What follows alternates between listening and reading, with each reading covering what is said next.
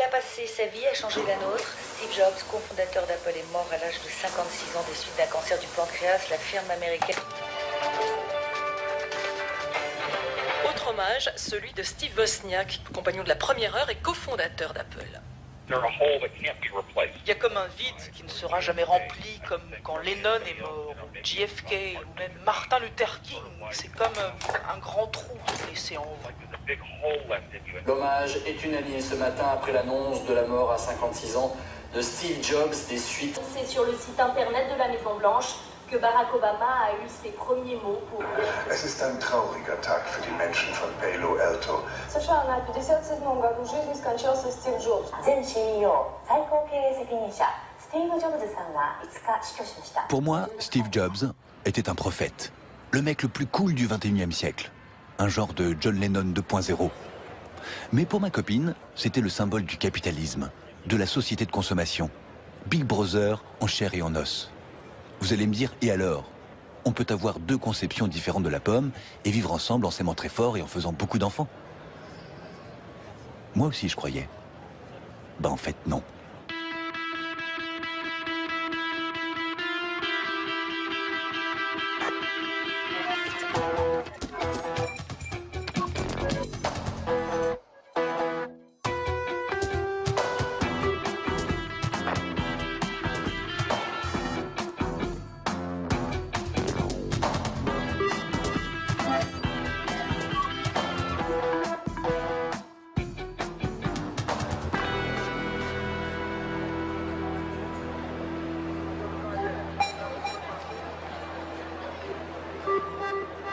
Ce matin-là, je ne tenais plus en place.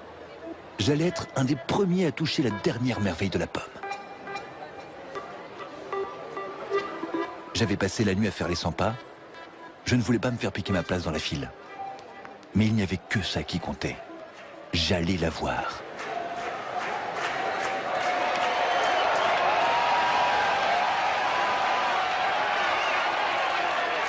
Et puis, les portes du paradis se sont ouvertes.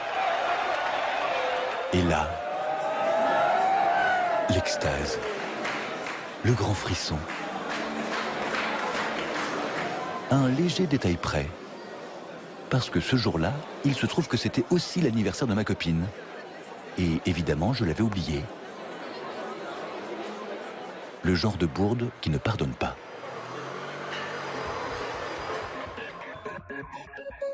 J'avais 7 appels en absence et un message où elle disait que c'était fini, qu'elle me quittait.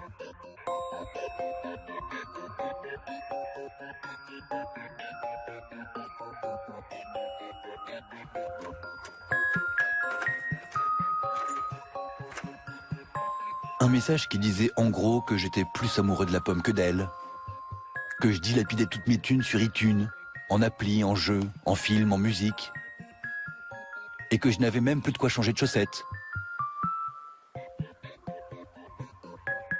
Elle insinuait que je ne voyais la vie qu'à travers des petits coups de pod, des petits coups de pad,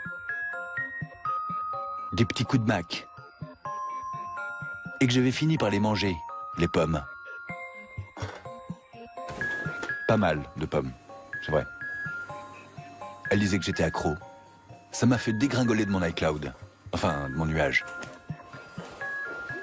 Dans le doute, j'ai préféré consulter. Je crois qu'il y aurait un vrai danger à, j'allais dire, à considérer comme de l'ordre de la dépendance, c'est-à-dire d'une maladie grave, ce qui est peut-être de l'ordre de l'intérêt, de la passion, de l'attirance. Mais jamais on va soigner les consommateurs.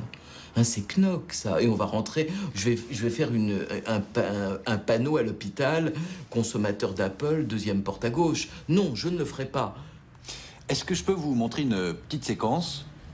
Parce que j'ai été à l'ouverture d'un Apple Store et j'avais mon iPhone avec moi. Du coup, j'ai pu filmer un jeune homme que j'ai rencontré par hasard.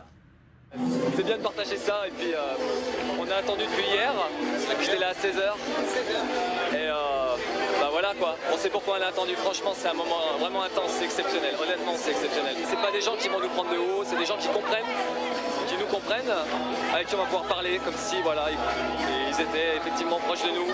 On peut partager des choses, notre passion, tout cet univers, voilà. Et juste le petit truc qui était marrant, c'est qu'on était quelqu'un qui n'était pas forcément fan d'Apple. Et là, je viens de le croiser, il avait les larmes aux yeux. C'est pour vous dire, voilà, ce qui se passe ici, il y a de l'électricité dans l'air, c'est vraiment, c'est génial, c'est super. Voilà. Je pense que là, on est plus dans l'ordre de, j'allais dire, de la recherche identitaire.